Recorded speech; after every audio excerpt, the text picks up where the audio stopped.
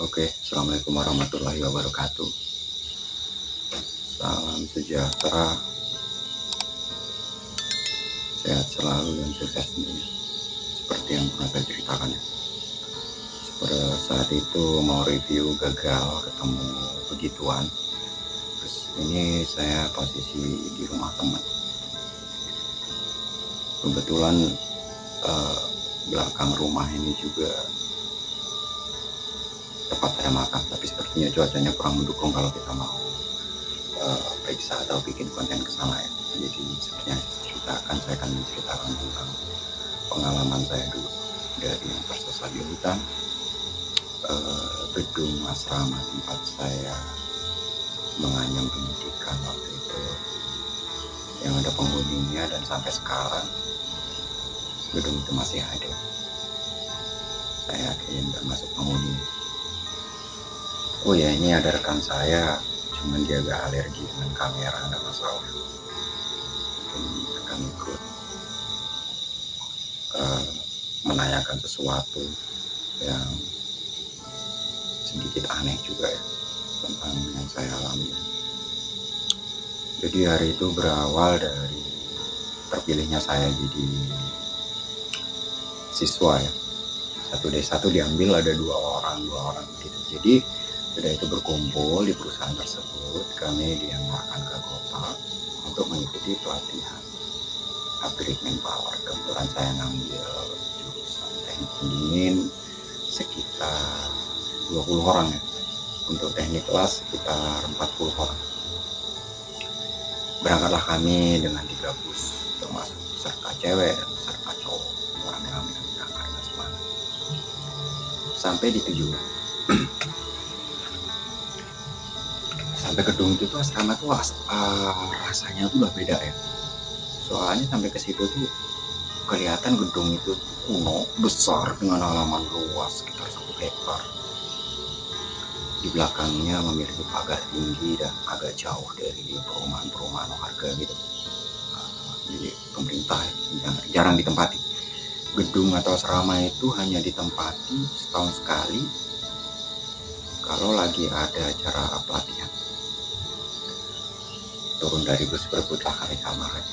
Berebut kamar yang terbaik gitu, kamar operator, kamar apa. Di situ terbagi menjadi beberapa lorong A, B, C, dan D. Satu lorong itu masing-masing ada yang 6 kamar, ada yang 8 kamar. Hanya orang cocoknya hanya ada 1 kamar mandi. Kebetulan di lorong saya itu dapat lorong A dan terbagi menjadi 6 kamar. Cuman masalahnya ada 1 kamar yang tidak bisa kami tempati. Itu dikunci sama tukang kebunnya, sama pengurus di situ, nggak boleh ditempati tepat di dekat kamar saya. Sampainya masuk, singkat kata singkat cerita ya, saya langsung tidur istirahat karena kecapean, posisi perjalanan jauh. Jadi saya langsung tidur. Di situ sebut saja yang 1 kamar dengan saya itu VI dengan si Ahmad. Saya bilang ini, wih, auranya beda ya bro, serem. Saya juga merasakan hal itu. Jadi pertama itu saya langsung tidur, rebahan, capek ya. Itu saya tuh langsung mimpi. Mimpinya aneh. Mimpinya tuh di tempat itu sendiri, di tempat posisi saya terbaring. Dan perasaan saya ada anak kecil-kecil yang sangat nakal, lompat-lompat dan mau ngobrak-abrik itu semua isi kamar dan menduduki perut saya. Saya bangun, ternyata hanya mimpi. Tapi yang saya aneh, kenapa mimpinya di tempat itu dan posisinya tepat sedang seperti itu.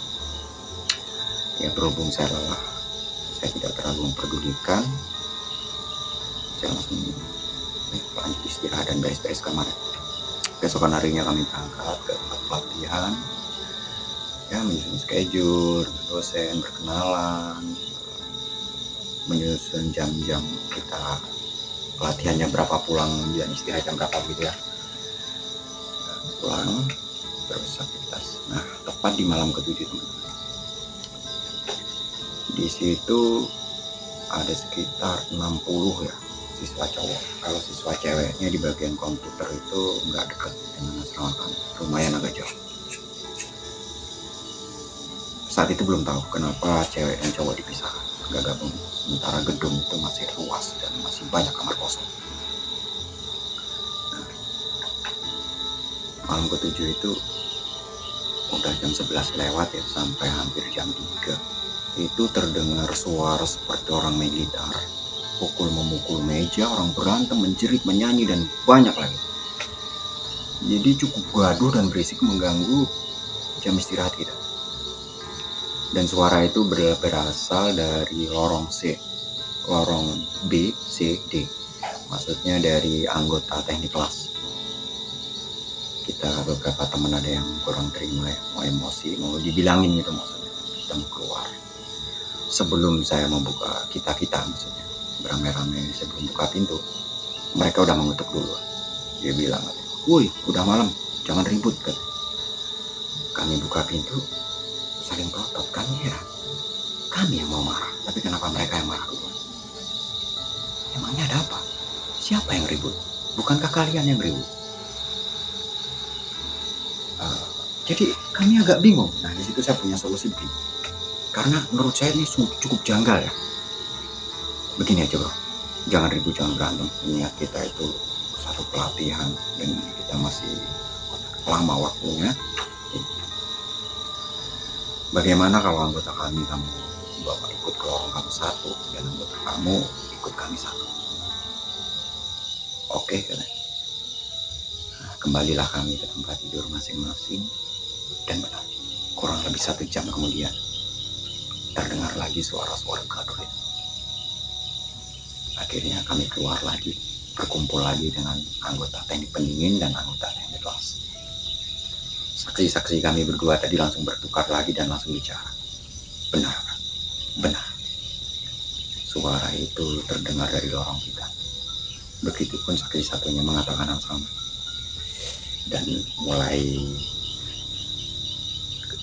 kesalahpahaman terungkap. Suara itu tepatnya terdengar dari loteng atau plafon ya, seperti itu.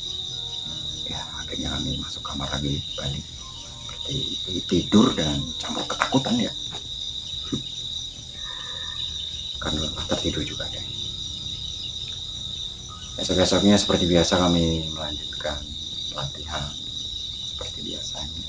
Iseng-iseng ada murid yang bertanya sama dosen, "Pak, kami semalam mendengar suara-suara gak jelas di asrama." Dosennya malah ketawa.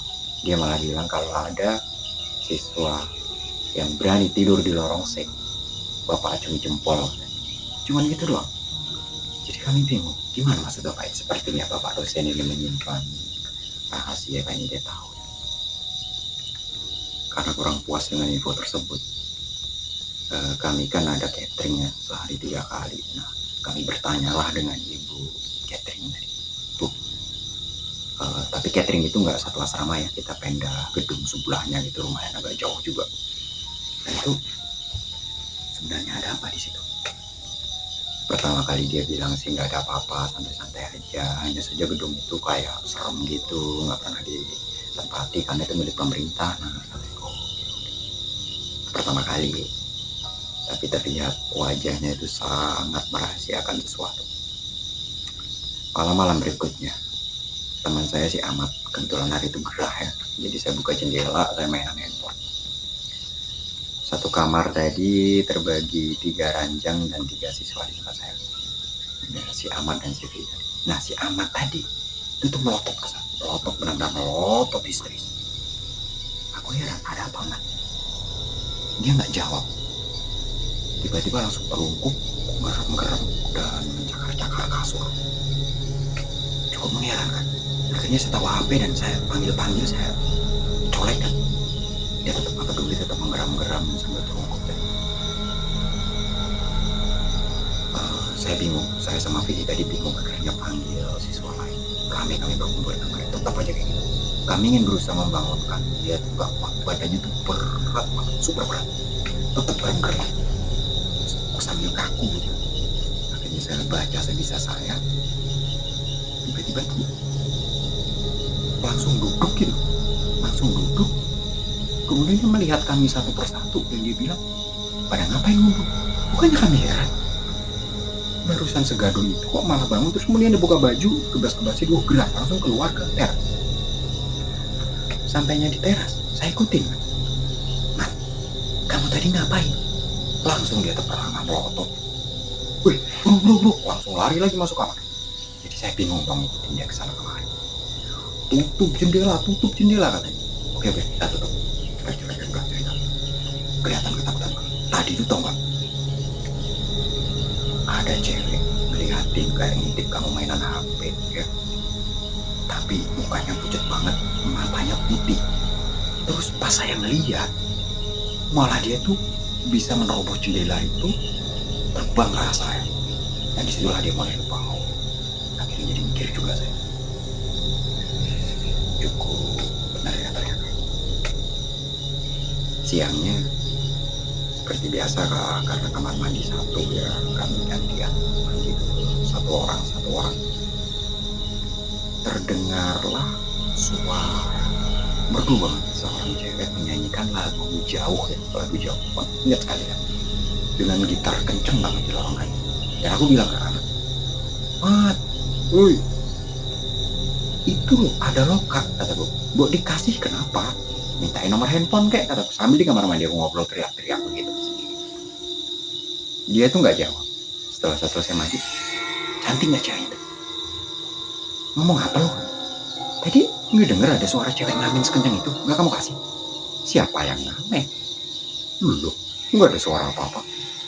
Saya benar-benar dengar sendiri waktu posisi di kamar mandi, suara itu dari teras, dari ruang teras kami. Gak habis pikir, tapi berhubung kami pusing dengan mata pelajaran dan pelatihan kami, saya nggak terlalu open, nggak terlalu berdiri.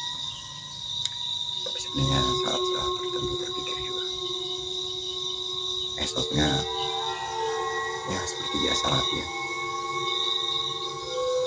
500 meter dari gedung pelatihan kami, itu ada ibu-ibu warga situ ya, itu jualan. Berhubung kami pengen ganti suasana, jadi kami jajan ke belakang agak jauh.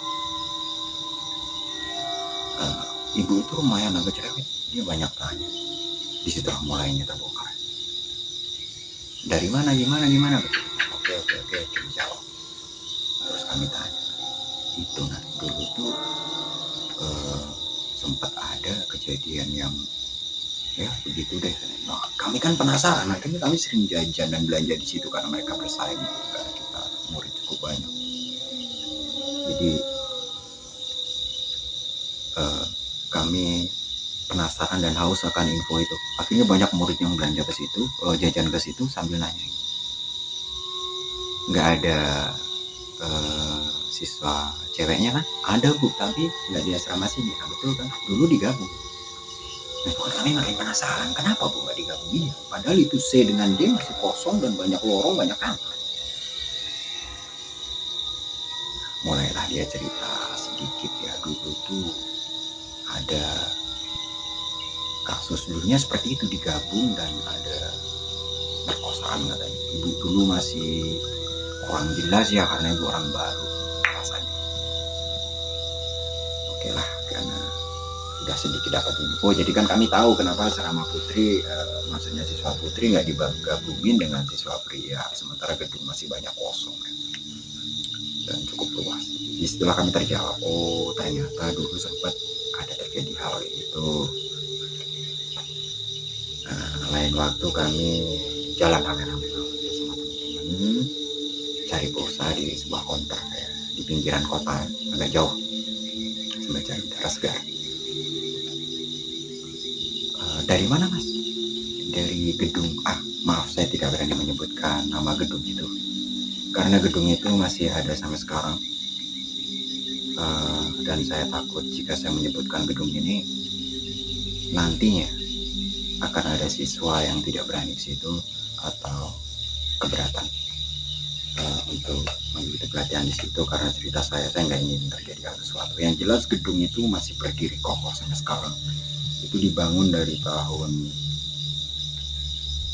70-an kalau nggak salah kata tukang kebun. Makanya bangunan itu sangat kuno tapi sangat kuat dan besar sekali ya, punya pemerintah. hanya saja kurang terawat itu bunga-bunga dan tumbuhan. Nah dari gedung A Pak, saya bilang begitu, dia tuh langsung bengong. Kamu tahu nggak, katanya, langsung aja asal ngomong bapak. Dulu tuh mereka bercerita dengan sesama orang-orang di counter tadi ya, sesama-sama orang situ gitu. Dulu tuh ada itu nggak kasus yang mati di penampungan air kan. Kami kan langsung terperangah. Keheranan dia tuh kok berani gitu loh kan. Soalnya warga di situ nggak berani lewat-lewat situ sore aja nggak berani katanya. Karena cukup gitu ya. Ya karena kami nggak tahu dan banyak teman, akhirnya kami berani gitu. Walaupun udah keteror berapa kali kami nggak cerita. Emang gimana? Iya deh, dulu tuh ada cewek yang meninggal katanya, diperkosa dulu katanya. Jadi info tuh nggak jelas, katanya diperkosa dulu, katanya di ini dulu, katanya itu dulu, kemudian mati di penampungan air, ketahuannya udah busuk katanya. Yang jelasnya gimana Pak? Aduh saya kurang tahu juga. Jadi masih mengumpulkan sumber informasi. Sepulangnya kami jadi mulai ketakutan, mulai berpikir, Tekmon penampungan air. Saya keliling asrama itu, gak ada yang namanya Tekmon atau penampungan air.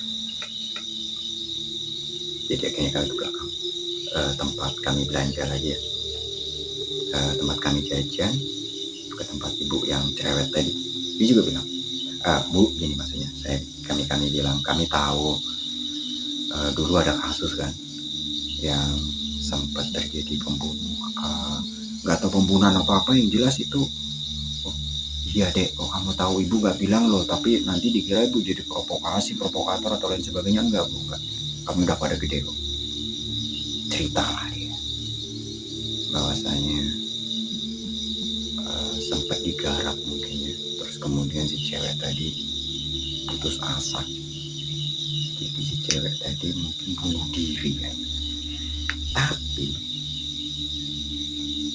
di penampungan air bunuh diri itu ketahuannya air itu busuk ya, karena banyak siswa yang nggak betah, mereka kabur pulang secara bebas dulu tuh. Jadi dikirain pulang, padahal dia masuk ke tampungan air, dan setelah orang mau mandi, air itu tercium bau anjir dan busuk gitu ya. Diturut-turut oleh si pengurus asrama tadi, dibukalah penampungan air, ternyata udah becek badannya, tuh udah loyak ya. Aromanya kata mereka. Disitulah terus gempar. Dan karena pelatihan di situ nggak lama ya, cuma sekitar 3 bulan, bukan kita seperti sekolah, hanya pelatihan agreement power, dan kita akan dapat sertifikat dan bisa langsung melamar kerja gitu. Jadi hanya paling lama 3 bulan. Nah, ibu kantin kami pun karena warungnya agak sepi, dia mulai heboh juga untuk membuka cerita. Iya deh, benar, memang ada hal seperti itu, tapi nggak ganggu kok. Ibu juga sering ketemu, ditambahin lagi sama tukang laundry juga. Saya juga sering melihat, tapi nggak ganggu kok. Mungkin masih minta tolong atau gentayangan atau gimana ya, karena nantinya juga nggak wajar meninggalnya. Tapi mereka nggak mau menunjukkan di mana itu tempat. Ya, lain waktu pas istirahat sore, baju kami, celana kami tertukar gara-gara tukang laundry ini. Kayaknya sekarang mengurus banyak seragam ini ya. Laundry itu kan tanggungan perusahaannya, jadi kita tuh udah terima beres gitu.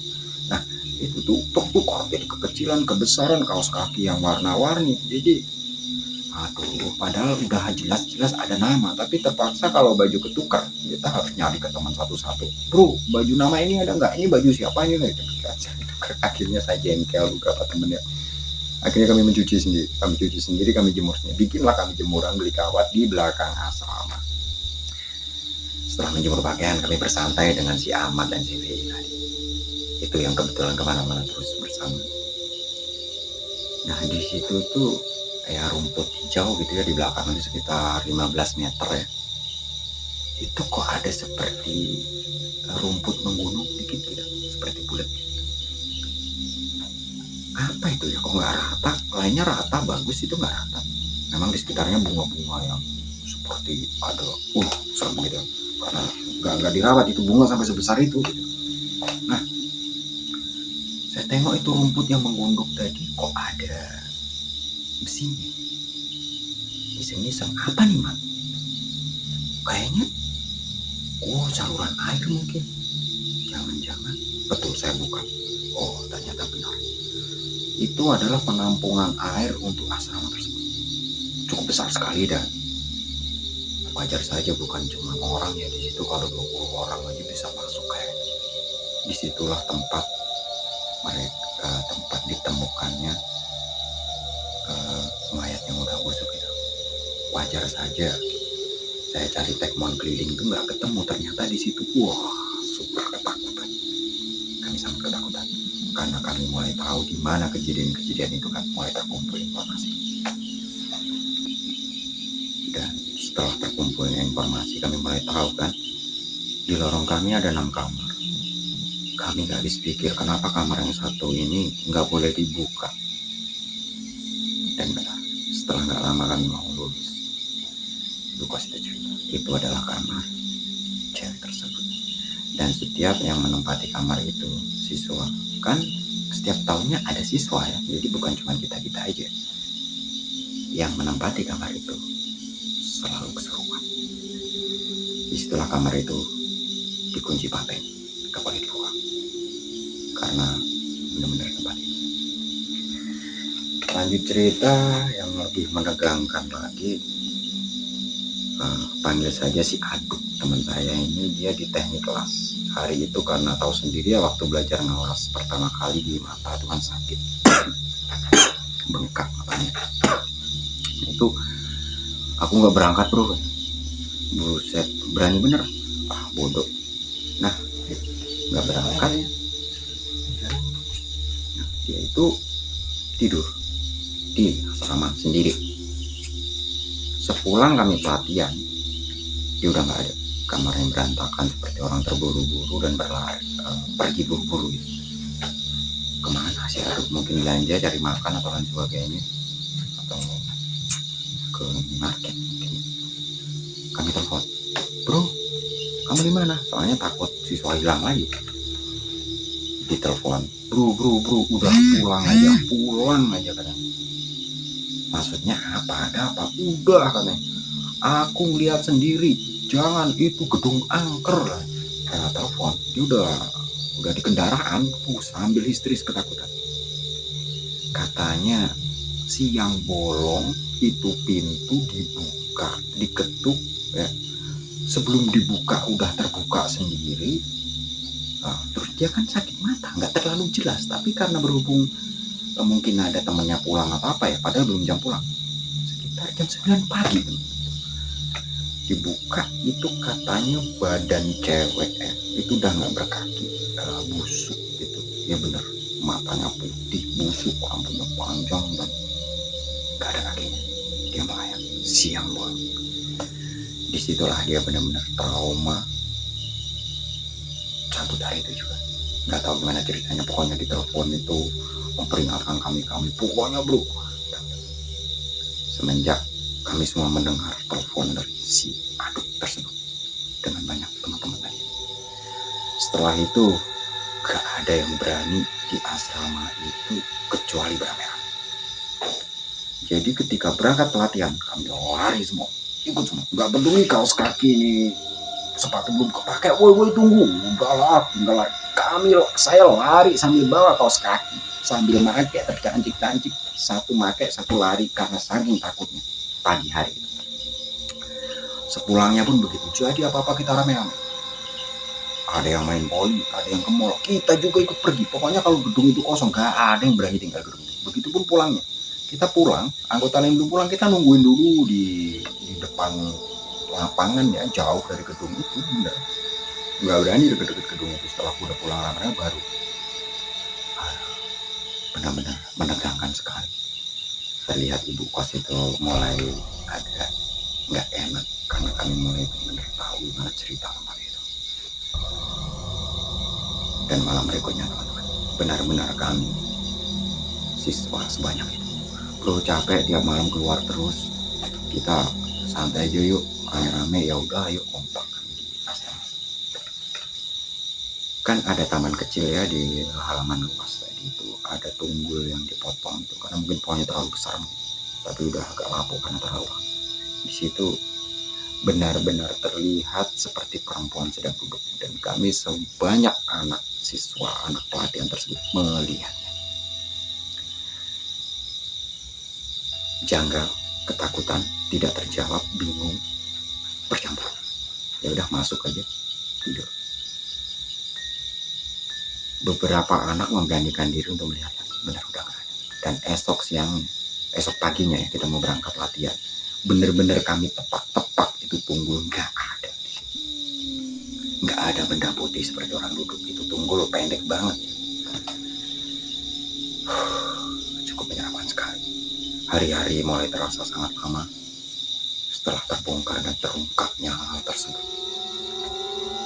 Wajar asrama putri tidak digabungkan karena takut kejadian seperti hal tersebut lagi. Kemudian kamar yang ditutup dan hantu yang sering menampakkan hingga sekarang. Jadi menunggu kelulusan itu sekitar kurang 5 hari lagi, rasanya udah seperti berminggu-minggu. Jadi cukup menakutkan dan menegangkan sekali. Setelah kami lulus, kami langsung cabut. Dan benar, ketika kami naik bus, asrama dikunci setelah perpisahan dengan semua itu ya, ibu kantin, asrama, tukang kebunnya itu kan di gedung sebelahnya. Kami menoleh lagi ke asrama kami, ke lorong kami, dan maaf teman-teman, tepat di lorong saya, kami udah dalam bus itu udah mau jalan ya, mulai jalan pelan gitu kan, menoleh langsung aja saya dengan beberapa orang gitu, entah bersamaan atau enggak, yang jelas pas noleh terlihat bener yang dikatakan, saya menceritakan aja masih merinding karena saya sendiri mengalaminya dan saya hafal betul. Terlihat dia melambaikan tangan, dada gitu, bener itu perempuan dengan baju yang sobek-sobek, badan busuk. Itu siang, saudara-saudara, temen siang itu. Jadi akhirnya saya langsung colek, tuh kamu lihat nggak? Lihat. Iya, kami semua melihat. Itu siswa yang sempat meninggal di situ. Begitu singkat cerita, singkat kata. Mohon maaf jika saya terbata-bata menceritakannya karena saya masih pemula ya. Jadi jangan lupa mohon dukungannya. Masih banyak lagi kisah nyata real saya sendiri yang mengalami. Jadi seumpama suruh balik ke gedung itu lagi, saya nyerah. Saya nggak sanggup. Oke, sekian. Terima kasih. Wassalamualaikum warahmatullahi wabarakatuh.